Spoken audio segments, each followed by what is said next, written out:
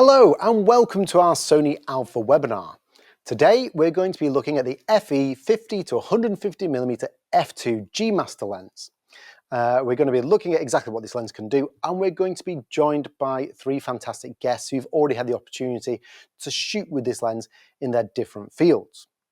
But just in case anybody wasn't completely familiar with this lens, I just want to give you a very quick introduction.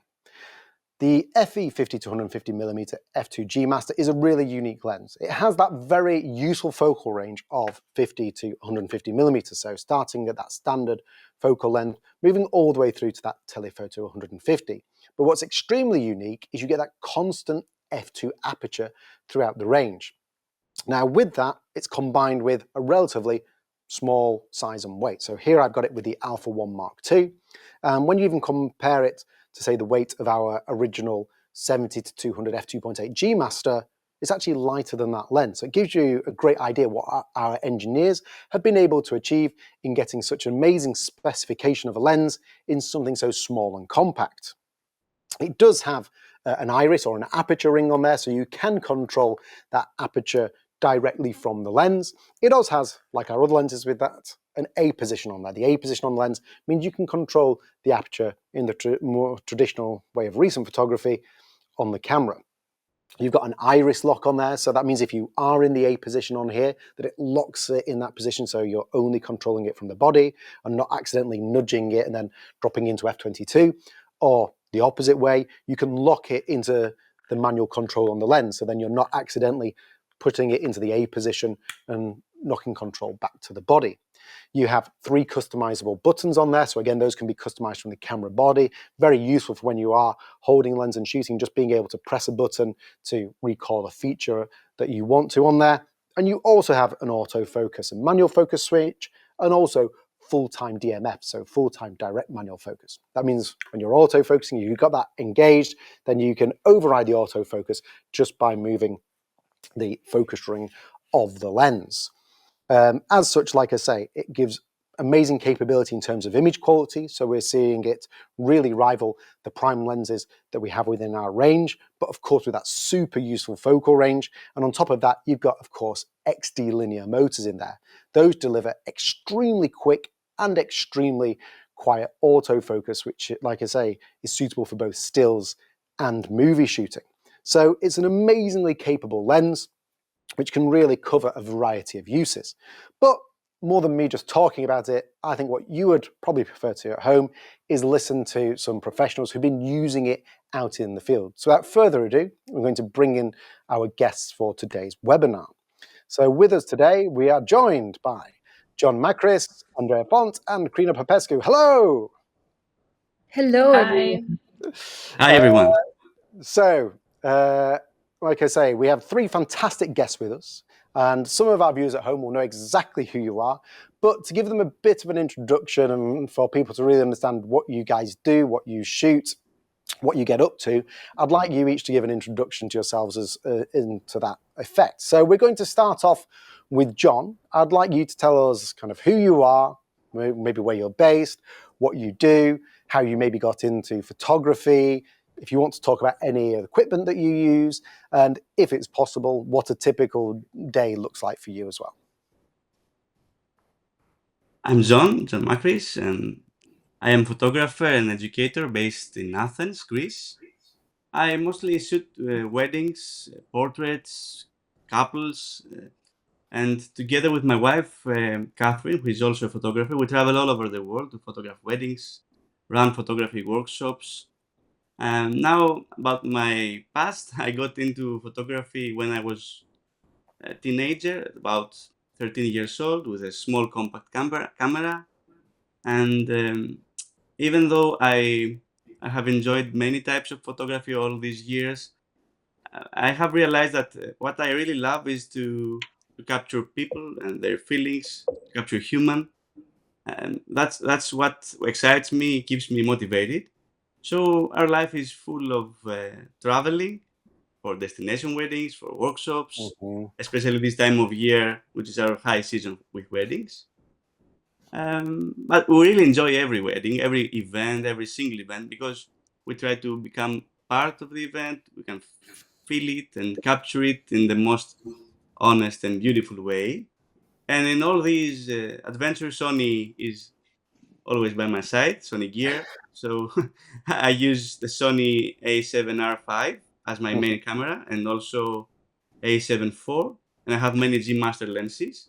I love primes, mhm. but in the last couple of months, I've been using mainly the amazing combo of the 2870 f2 and of course the 50 to 150 f2. This is the game changer for me. And I also keep my 16 to 35 always with me for those moments when I need something wider. So yes, this is a little about me, what I do, and also my gear. Perfect. Thank you so much, John.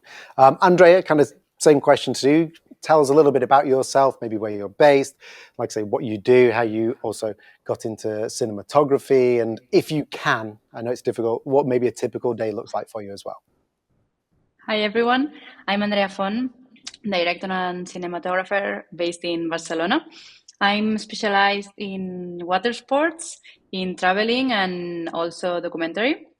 And I don't have a normal day in my life because I'm into different fields that make me travel all the time, and each work day it's different. Normally I'm inside the water, but also I'm outside also shooting. I'm an hybrid in between photo and video. So Mhm, my equipment also it's a bit like this. My main camera is a FX6. Then I have two mirrorless, the A7S3, and I'm also a prime lens person. But I start loving also the zooms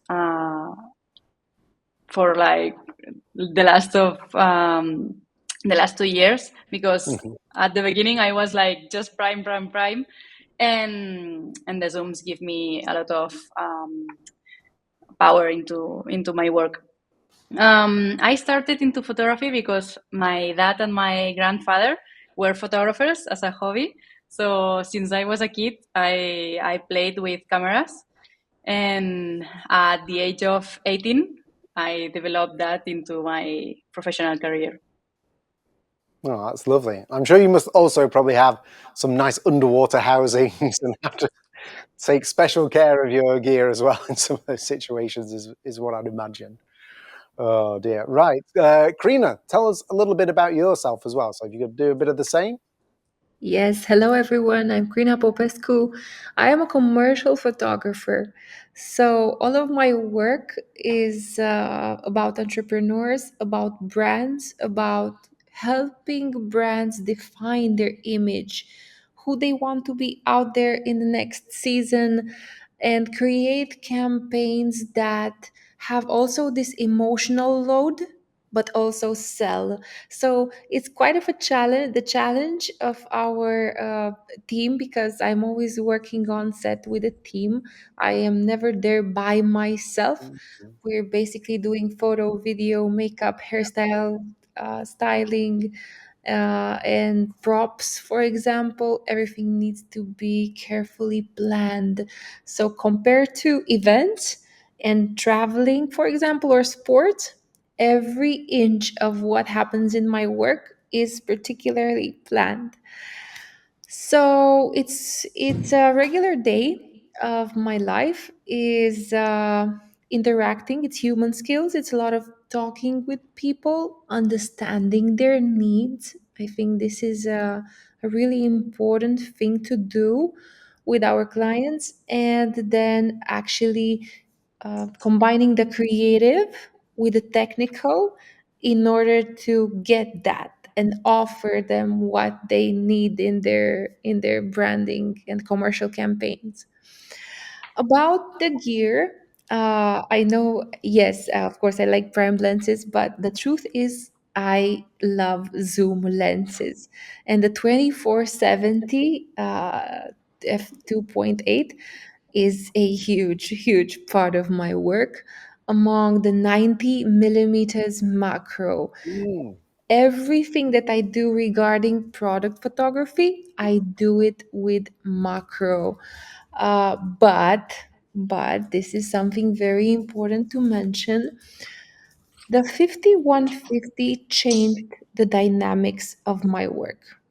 Basically, it changed everything. I even shot product photography with the 5150, and I have to tell you, it looks amazing. And I'm so happy that we are today here talking about this lens, because after a couple of weeks of using it, I called it the lens of the future because it changed my way of creating. Wow. Well, you're like a perfect advert for us.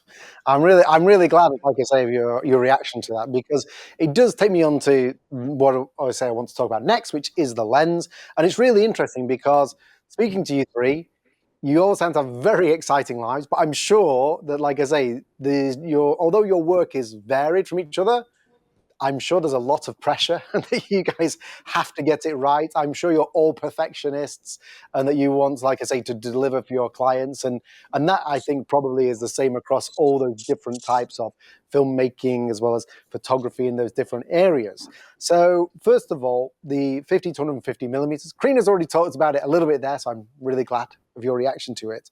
But particularly, if we'll start with you, John, again. What was your reaction when you heard about this, or maybe when you first got the lens, in terms of, like, say, what this could maybe do for you?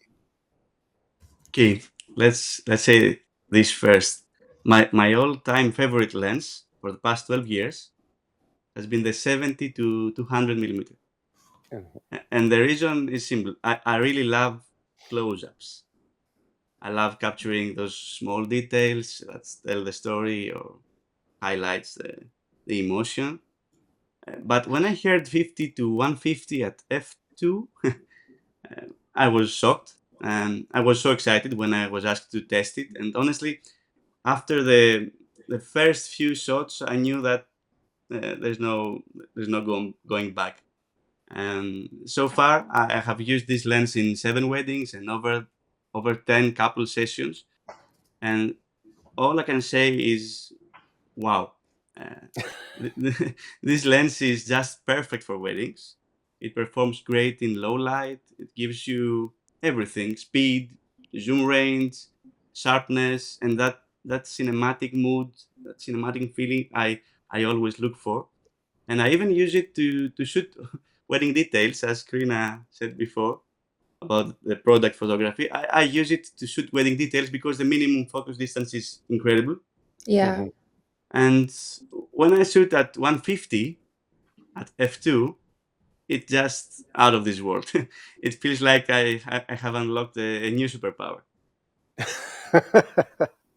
Another good endorsement. And Andrea, from a cinematography point of view, we're always hearing from cinematographers about constant apertures, and obviously everybody likes a big bright iris on there.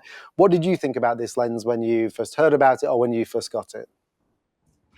At the beginning, when I started talking with Sony about the campaign, I was in Indonesia, so receiving the lens was a whole adventure because it was not super easy to get it from the UK.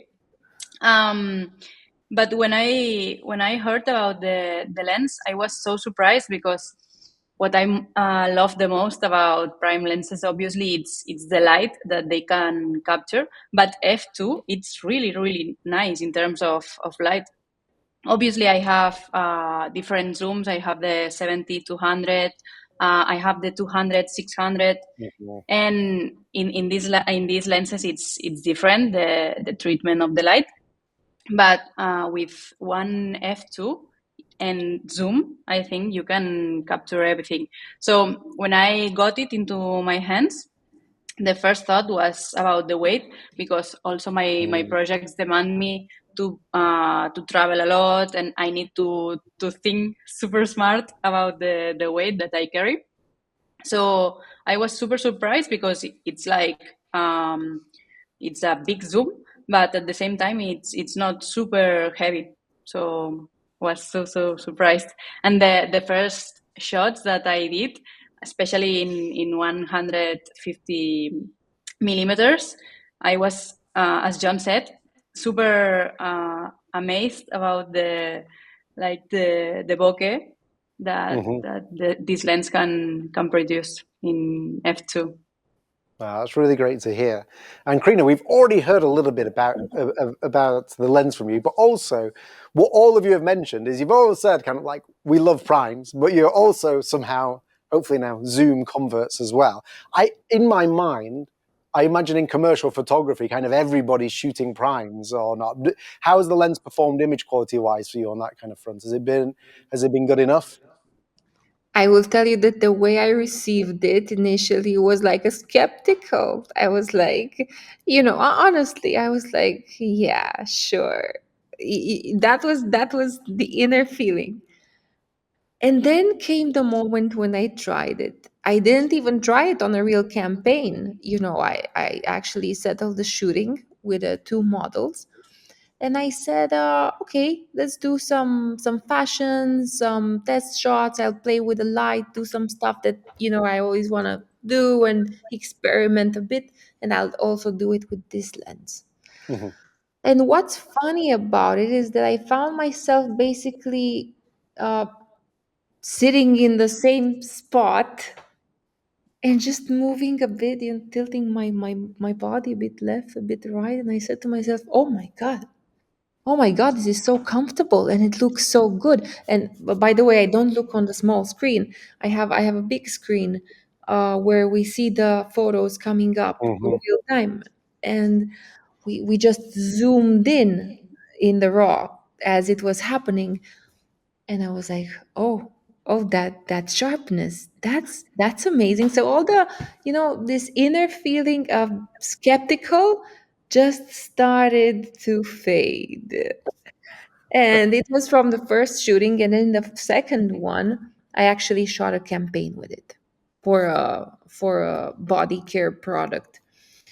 And when I came to the product photography, exclusively product, no Mm. models involved, I said to myself, well, it's the first time I have a shooting and I didn't change any lens.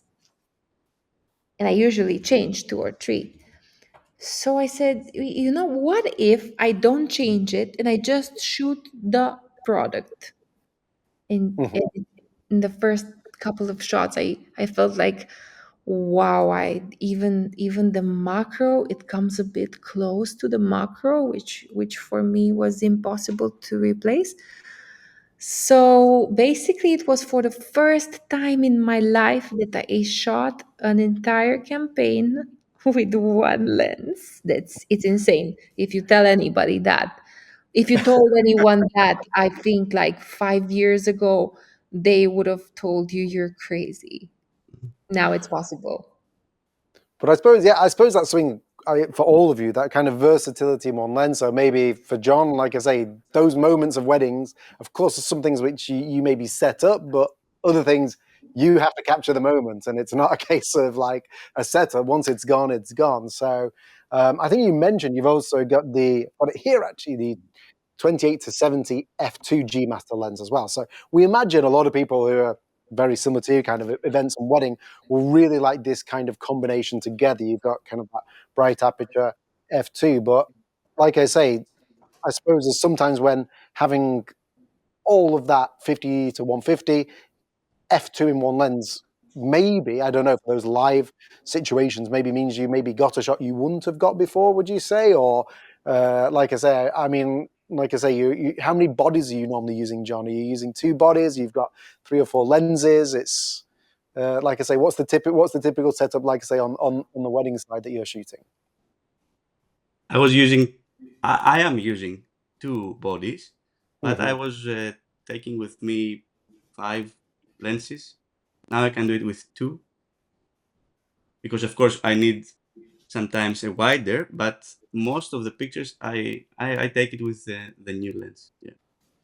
No, that's pretty cool to hear. But maybe, like I say, rather than just talking about the lens, what we're going to do is we're going to have a look at some of the great content that you've all created with this lens as well. So we're going to start off with John, and we're going to look through some of John's images. So John, I absolutely love this image, but rather than me talk about it, I want you to tell me about this image and the 50 to 150 in this image as well. So take it away.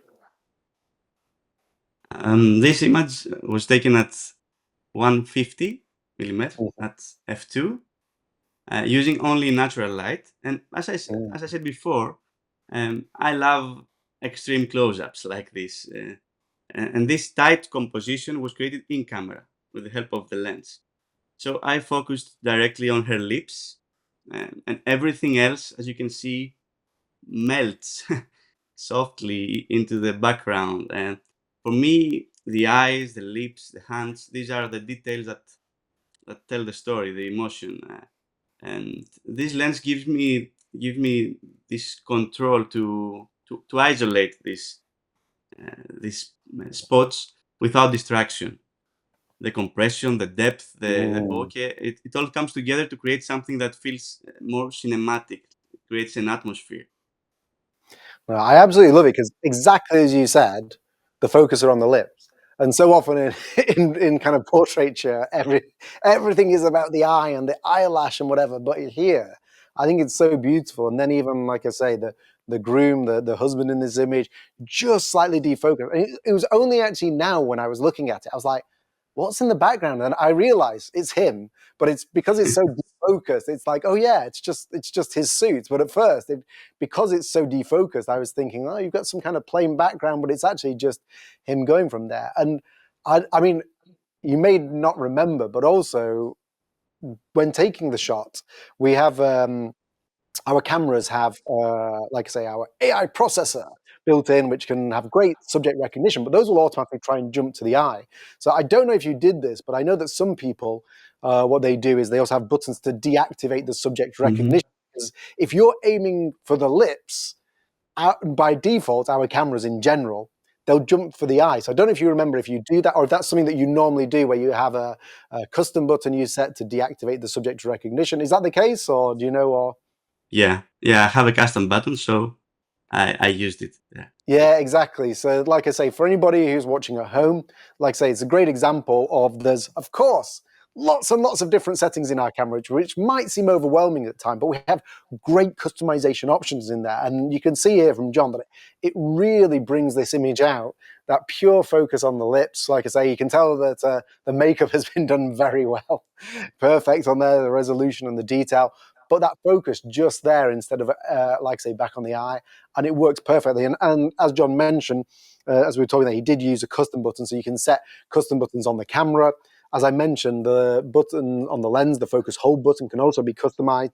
And I know some photographers who have that set to turn the subject recognition on just by holding it down. You can set it so if you press it once, it turns it off, and press it again, it turns it on. But you can have it just so you hold it, and it will turn that subject recognition off while you're holding it to maybe pinpoint that focus maybe on the lips or somewhere else. And when you let go, it can jump back to, of course, focusing straight away on the eye. But it's a beautiful image. Like I say, we think of wedding photography, we think of the bride, the groom, the big scene, the scenery. And then, as you said, actually, this is just pure close up and amazing close details and beautiful defocus. So I think that is a fantastic image, John. So well done. I really like it. Shall we have a look at the next one? Thank you. Yeah. So this is an extreme close-up, but the next photo is a wider frame, Mm, but I think that it keeps the same dreamy look as the previous one. In this photo, I used only natural light again, and for me, what makes it work is the foreground now. mm, I actually got low. I stepped inside the tall grass to create that feeling of depth and softness in the front. And that soft blur in the foreground helps frame the couple in a way that feels more cinematic, like a still from a movie. It adds mystery, mood, and the f2 aperture helps blend everything together beautifully. As you can see, I shot this picture at 80 mhm. millimeter, about 80, 79, I think. Yeah, Yep. and what really helped was how easy it was to move within the zoom range without losing that creamy bokeh and dreamy look, even when shooting in full daylight like here. No, like I say, I think exactly everything you've talked about that is bang on. It's like I said, that f2 aperture giving you that separation on the foreground and the background. Actually, when I first saw this image, because the grass is so defocused, I thought you had like a slow shutter speed, but as you can see, it's like an 8,000th of a second. It's the pure defocus of the grass going on there. And I have to say, like I say, I know that when you work together with models and people at weddings and so on, I know you're thinking as well of color and backgrounds. And I love, just like I say, the bride and the groom here, the red dress, the blue suit, working together with the foreground colors of the grass and the background. I think it works perfectly. But it's really beautiful to see, like I say, the opposite of what we just saw, that beautiful close up before, and here we have the couple in the context of the environment. And I think it works brilliantly. Right. Should we have a Well, look at another image? Oh, unless there's anything else you want to say, John. yeah, and with the same couple here, in the next picture, you can see different composition, Mm, tight, but taken at 50 millimeters. mm, Again, with only natural light. And I love how close and personal it feels, even though it's not a face-focused portrait. The emotion is still strong. It's all in the hands, the touch, mm, the body language. That's what I always look for. And this lens helped me frame this exactly the way I wanted, without distortion, without stepping too far back, and still keeping this soft cinematic feel. And you can see the textures of the suit and the skin tones, while everything else gently fades into softness and bokeh. So it shows how well this lens works, not at just 150, but also at the wide end of the zoom. no, absolutely. Like you said at the start, I really love the composition, because whenever we're taking images of people, I mean, very often we're encouraged to fill the frame, but here you've done it so well where, like I say, there's only a small amount of the groom's face in, and obviously chopping off head, but it fills you, like I say, you fill the frame, and the concentration is on those other details, and it really helps emphasize. Like I say, I think it makes us consider, when we come to do any event photography, wedding photography, portrait photography, a lot of the time we have our standard. Okay, here's my person. Here I'm going to put them in the frame. But I really like the way you've composed it together with that. And then, as you mentioned, how the lens helps you create that defocus. It is very beautiful. Now, Right. the next photo is something a bit different. It's a night shoot with a dramatic background and a lot of movement from the couple. They were actually running towards me, and I had to capture both their motion and the emotion.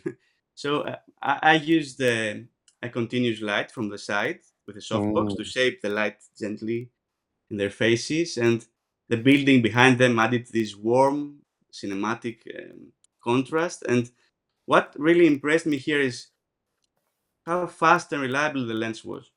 Even at night, even with the couple in motion, the autofocus locked perfectly, staying sharp exactly where I need it.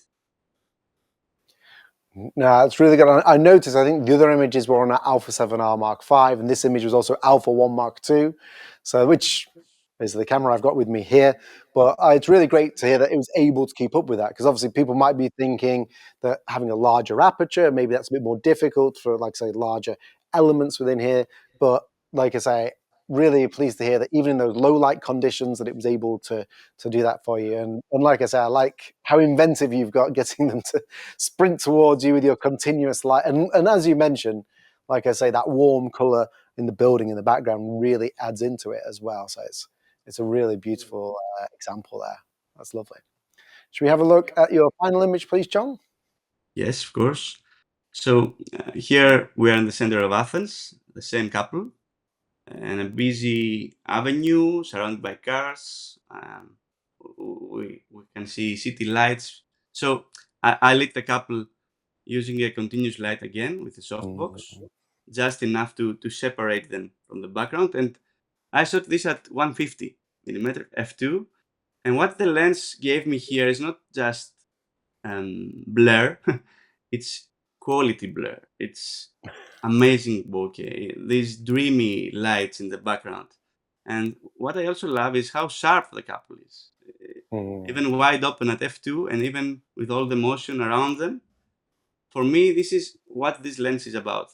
Beautiful rendering, total control over depth, and that magical, dreamy atmosphere it can create. No, absolutely. And I think, like I say, not only those lights showing up those bokeh balls in the background, but I guess like if there was more in focus, if it wasn't at such shallow depth of field, that might be quite a more distracting background when you've got however many cars you've got there. You've got, like, say, probably the street lights and everything in. So it looks like it's really helped you to, like I say, even like I say, smooth out the background more, even more so there. So that is a beautiful example. Fantastic. Well, we've seen that from John, like I say, how he's been using that with wedding photography, also with the Alpha 7R Mark V and the Alpha 1 Mark II. But now we're going to look at something a little bit different. So we're going to move on to Crina's images. And Crina, I would like you to talk us through these beautiful shots. So tell us about this, Crina. So in the studio, there is also an area. There's also areas with decorations, and I have a white piano there. So this is one of my dearest parts of the studio. It was quite a challenge for me to give you photos that don't have products in them. So this one I did just for the sake of beauty. And this one in particular is the first portrait, I think one of the first portraits that came out from the camera in this shooting. I think the whole shooting took like 20 minutes. So one of the major advantages is that if the model is good and you have a good lens and a good camera, you can move very fast and create very fast. I don't tend to shoot a lot. If I see that I have a good portrait, maybe I take 6, 7 photos. I look on it, it's a good portrait, amazing. Just let's go for a medium shot. Let's go for a full body shot. So I'm a very dynamic creator. Um, So we started. I just wanted to go her to go close to the piano, and this was my favorite posing from the first seconds. And I just went for it. I can't tell you something, oh, so special. It just like John said, I found it such a beautiful way to express it. It's melting. The background, the details, they are melting. And that cinematic look, giving us the opportunity to create something cinematic in like 5 minutes with a beautiful model in the piano and one source of continuous light. I shot with continuous light here. I think that is a great opportunity for us as creators, for our generation. I think maybe it's for the first time when we have such capable gear in our hands, and basically anybody can do it. And just out of interest, because like I say, you mentioned earlier about all the people who are involved in these shoots. So I know my bosses will be saying, Ben, keep them talking about the lens, but I'm super interested. You say that you were able to shoot really quickly with this, but what has happened before this stage to prepare this model, The the prep background, the costume, the makeup? How long does that take? You say you're shooting in 5 minutes. much Just longer. as an example, Oh how long God. you got into this setup here? It's a very good question, Ben. Actually, that's really interesting to say. Sometimes the preparation takes like 3 or 4 times longer than the shoot. I'm going to have a coffee, a snack, I'm editing, and they're just doing their things there. And they call me a couple of minutes before because the lights are already prepared, right? I prepared my set, everything is on, but there is so much work for the others until the model comes to this stage and gets with me. And this is the funniest thing, and sometimes it's shocking for the models. And they are like, "This is it? You're not shooting with me anymore?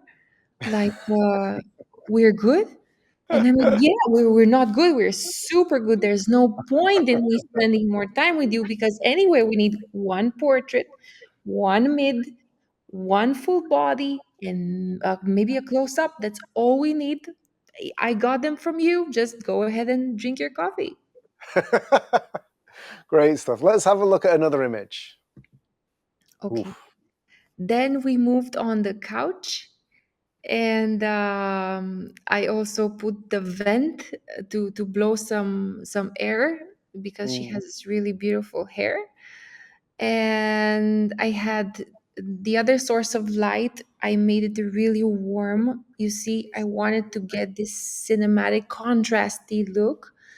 She's a real beauty, but I didn't want to go for that full beauty shot, but more like contrast. So here, yes, f to 150. I try to stay as much as possible in the 150 area, and luckily my studio is quite big, so I have the space to go physically, in the back of the studio, so I can shoot as much as possible with 150. I love the look. I love the beautiful way it shapes the features of the subject. And if you have the possibility to use it in this range, it's amazing.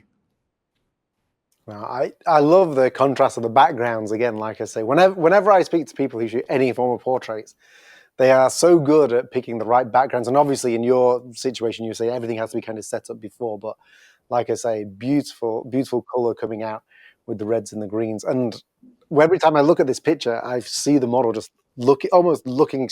She is looking at me.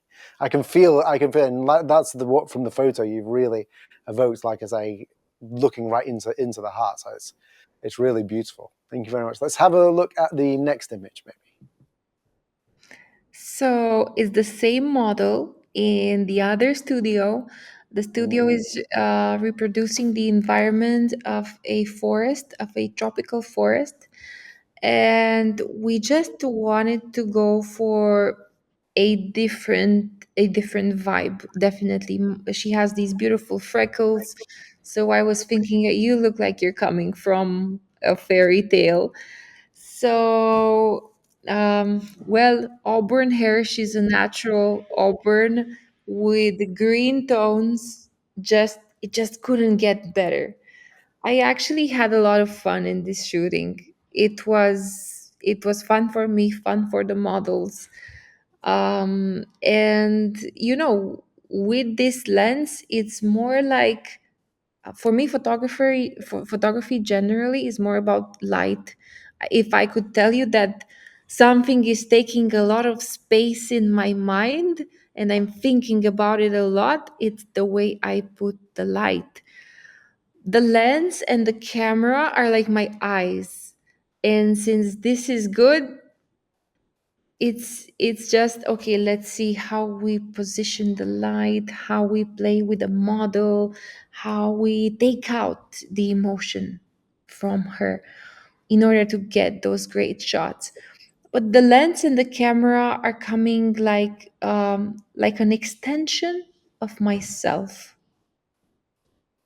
Yeah.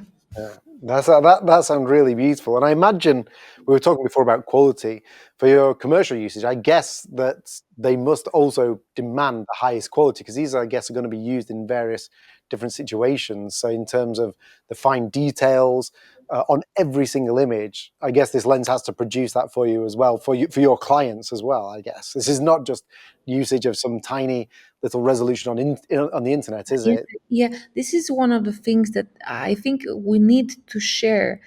And I think it's vital for anyone who makes content. 90% of everything we shoot goes on Facebook or Instagram, whatever it's really small resolution.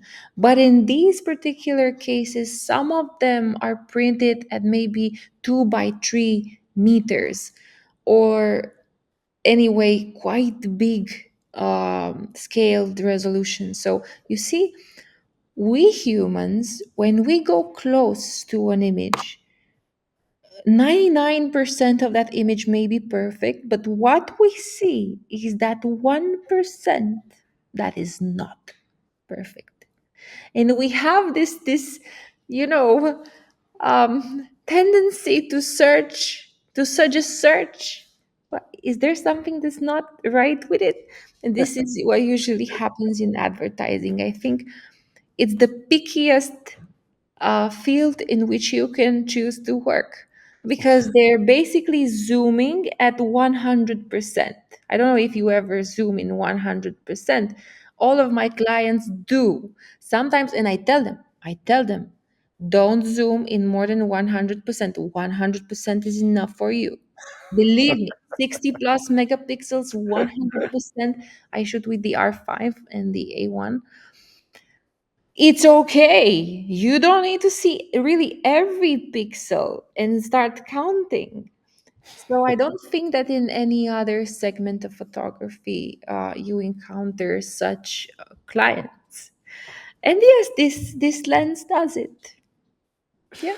Well, I think some of our viewers today might also be pixel peepers and like to see the fine detail. So hopefully If this, you want, you can zoom. Can you zoom in this not photo? on this image, unfortunately, at the moment. No, sorry, I apologize. But we trust you, and we will be sharing also your website and socials later, so I people would can love see them to more of your count content. the lashes. Let's have a look at the next image, if we may. Yeah. Yeah, So cool. here we were shooting in a very bright room. The ceiling is completely glass, and it's natural light coming from the glass ceiling. This one is the close up, and the next one is a wide shot.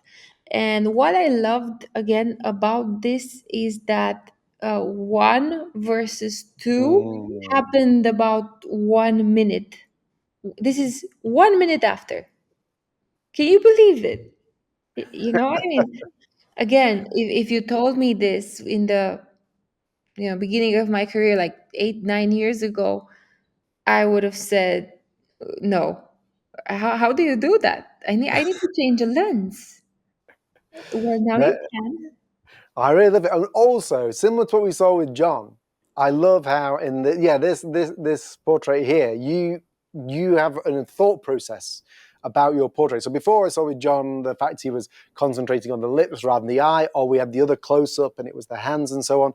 Whereas when we have the close up of the first image here, you've obviously thought, right, we're going to go upside down. We're going to get the hair out. You've got beautiful hair. Unfortunately, not me today, but your model, they had gorgeous hair, like I say, to stretch out, and you kind of filled the frame with the hair. So, like I say, I don't know if that's just a natural instinct of yours or something that you just thought of on the side, but I love the way that you kind of framed that. You filled the frame with that, and you've used the extension of her hair within there, going diagonally from corner to corner, and then, like you say, the Yes, contrast, the wide scene, where you've just this shows all the thing you were talking about before about all the preparation of yes. all background here. You know, you've got, obviously people have been thinking about the costume along with all the details in the scenery, and then you've come into, like I say, position like this. And I really love the juxtaposition of those two images. It's really beautiful.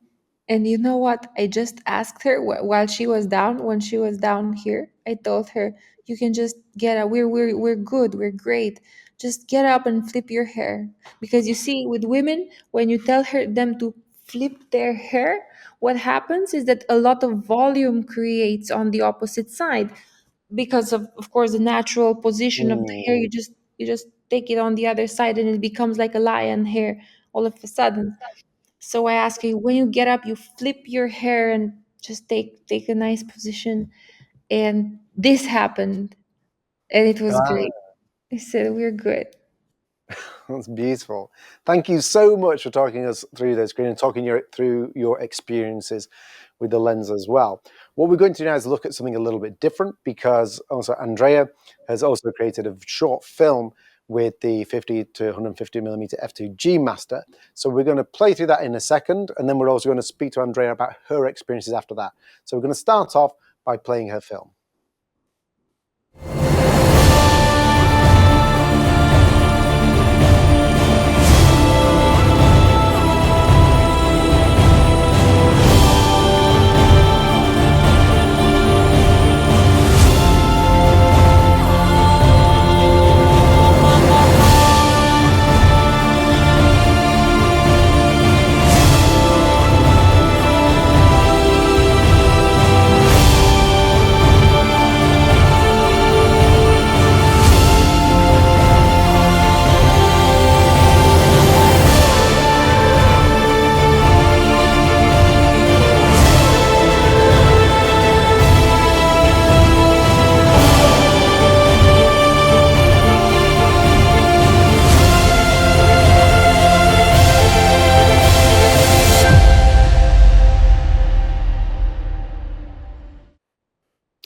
So, Andrea, tell us a little bit about that fantastic short film, kind of where it was shot, what went into it, and your experiences. So this project was made in Indonesia. I love the culture there. So my main goal in this project was to continue exploring this amazing culture, but with this new lens that challenged me, but in the best sense of this word. I love when my gear or my projects challenge me, challenge my brain, challenge my dynamic of work, because then is when I arrive to different places in terms of creativity, results. So normally I'm a 24 millimeters person. So that's super different. Most of my projects are shot with the 24. Then I have my 51.2 that I completely love, obviously. And then I have also some wide lens zooms, and also like bigger zooms. But if I have to choose, normally I choose like the 24, the 50, and before that lens I was using the 70-200. But as I told you, when I got the lens, I was super surprised about the weight. And for this project I used only the 50 to 150 millimeters. And that was super nice, because I'm not a super fan of close-ups. I love it, but I'm not used in my projects. And this lens, as I told you, challenged me, but in the best way of the word. So I start exploring the elements, the images you saw with the fire. If you saw me like shooting that images, I was for maybe 20 minutes just with the camera in my face and watching how the fire changed in front of the lens, and like was like a dream. And then I did like some activities with the lens, and was amazing because my equipment was super light in terms of weight. I was carrying the FX6 and this lens, and I climbed a mountain. I was shooting animals. I was shooting in different environments. And also in my projects, I need to be like fast and react super fast in terms of how to say it, emotions, because I'm super obsessed of finding these emotions and these people just not changing the way that they are making whatever just because I am there. So with this lens, I was able to capture people, and they didn't realize that I was there. So that was super, super nice.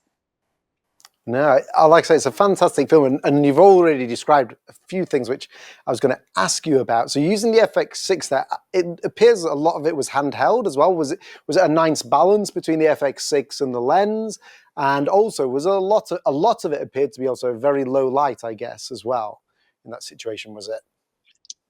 I love low light. In a lot of projects, I have these kind of conditions, but I'm super comfortable in low light. So I wanted to challenge also the lens, because the lens challenged me, but I wanted to challenge the lens in low light, and I was amazed with the results, because f2 I think changed everything in terms of zoom lenses. Also the balance in terms of weight with the FX6, it's perfect, because it's completely in the middle, the balance, so it doesn't fall to the lens, and also not to the bottom, and was super comfortable to work with the camera on my hands, and also not super heavy. So I was able to do a lot of activities and explore this amazing culture. And also with the lens, did you use manual focus or autofocus, or did you use both? And what was your experience like there? Depends, because for example, in the shots that you saw with the hands moving, I wanted to choose exactly which hands I want on focus. So I was playing with the manual, but in terms of the animal shots, I try to explore with the autofocus, because this is super important in my projects, and I need to test the new lenses that I put in my equipment, about how they react in autofocus. So I mixed manual focus and autofocus. Beautiful. Like I say, it was a fantastic film there. And I think everyone can see, hopefully from your experience, I think you've explained to us kind of the size and the weight and traveling around with something that's hopefully quite versatile. With all, I mean, for filming, there's always lots of equipment. And also, I think we've heard from how quick Crina was talking about in commercial photography, being able to get through the shoots. And John, like I say, rushing around with weddings, the great flexibility that hopefully this lens offers you guys for all those different areas. Now, what I will do is I will bring our other guests back in together with us. So, hello, guys. And I would like to ask each of you, for our viewers at home, so you've taught them lots about our fantastic FE 50 to 150mm f2G Master, and a lot about your types of photography and cinematography. But I want to get even more from you, and I want to grab out maybe one tip or one piece of advice that you can give our viewers at home. Now, this, like I say, can be anything. It can be anything from career advice, website, preparation, shooting, interacting with model, interacting with people, interacting with clients. We've heard about clients today as well. Anything that you want to advise our viewers at home. So I will start with you, John. Have you got any golden nugget of information that you can bestow on our viewers at home? So if I could tell my younger self one thing, it would be to shoot less for perfection and more for feeling, because that's what people remember, not just how a photo looks, but how it makes them feel. And that's also why I love this lens. It allows me to stay present, feel the moment, focus on the emotion without worrying about changing gear or missing the shot. So yes, this is my advice, especially for wedding photographers, but in some way it can work with everyone. Shoot for feeling, but first you have to feel it yourself, so you can capture it in a way that it's real and meaningful. Oh, that's fantastic advice. Thank you very much. Andrea, have you got anything which you would like to, like say, advise our viewers at home? It's more about personal development. But I think it's important to remember that we are the average of the 5 people we spend the most time with. So yeah, that's why taking care of this it's super important because it has a huge impact on us. So I No, think that's a very good bit of advice. Thank you very much, Andrea. And Crina, what about you? Have you got some advice for our viewers at home? Yeah, I think that when people think of photographers or videographers, they think about the really expensive gear, which is true, it is. But I think there's another 50% besides the super good gear. And I think that 50% is your social skills, the way you talk, the way you walk, the way you greet someone, and the way you say goodbye. um, I think that you should invest in whatever creative language you choose. You should invest also in your verbal capacity to express. I think that's maybe one of the greatest things that you can do, both for your career and for your personal life. Fantastic pieces of advice. And going on from what Crina said there, that of course, our beautiful guests here today have some fantastic gear, but Sony has an amazing range for many budgets across there. So even though everybody might not, like I say, get their hands on a 50 to 150 straight away, Sony has over 70 E-mount lenses across budgets and focal ranges and apertures. Great for filmmaking and stills. But like I say, even if it's something you want to think about for the future, we have other lenses in the range as well, which will hopefully get you started if you're just looking at making your way in terms of photography or filmmaking. Now, we have seen a lot of great content from our guests today with the 50 to 150mm f2 lens, but also you might want to know where to find some more information on them and their content. So what we're showing you here is, of course, you can see right next to us is their websites and also their Instagram handles. So we've got John's website, johnmakris.art, and you can find John on Instagram at John Makris Photography. I'm sure if you search him, he'll come up pretty much as one of the first ones suggested, but you can find more about him from, of course, his Instagram, but also his website there. Crina has her website, crinapopescu.me, as well as at crina.popescu on Instagram as well. So again, you'll be able to find her through her Instagram handle as well as a website. And Andrea has www.andreafont.com as well as Andrea Font. And I think it's got 2 T's on there, hasn't it, Andrea, at the end? I'm good, I've not made a mistake. yeah. But I'm sure if you put Andrea Font into Instagram, she's pretty much going to be the top one that comes out. So if you are interested in seeing more of our guest content, then you can, of course, see that through there. So please give them a follow, check out their websites and all the other things that they offer on there as well. Now, like I say, we are also hosting today's webinar on our Alpha Universe platform. So again, many of you should hopefully be very familiar with this. You will find on that website, hopefully, lots of useful information and content. So all of our guests today have articles which have been created on there where they have shared, again, their experiences with the 50 to 150mm f2 Master lens. And you can find even more information about what they thought of it and maybe some other images of theirs on there. There's also other stories by them and other photographers and filmmakers with lots of different gear and lots of different types of photography. So please make sure you do go and check all of those out on our Alpha Universe website. You can even filter by lens or body, filmmaking and stills, whatever you want to do on there. And you can also have a look through at our ambassadors and creators on there as well.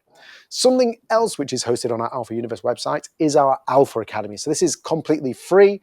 And like I say, this is our tutorial video guide. So on here on our Alpha Academy, we have many video tutorials from beginner going all the way up to master classes on stills and filmmaking. So if you are interested also in improving your personal skills with your camera, then do feel free to check that out, the Alpha Academy, on our Alpha Universe website as well. So all that leaves me to say is, for our guests, thank you so much for joining us. So John, thank you. Thank you. Thank you so much. Andrea, thank you so much for sharing everything with us. Thank you. And Crina, thank you so much as well for all your great insights. Thank you for having us.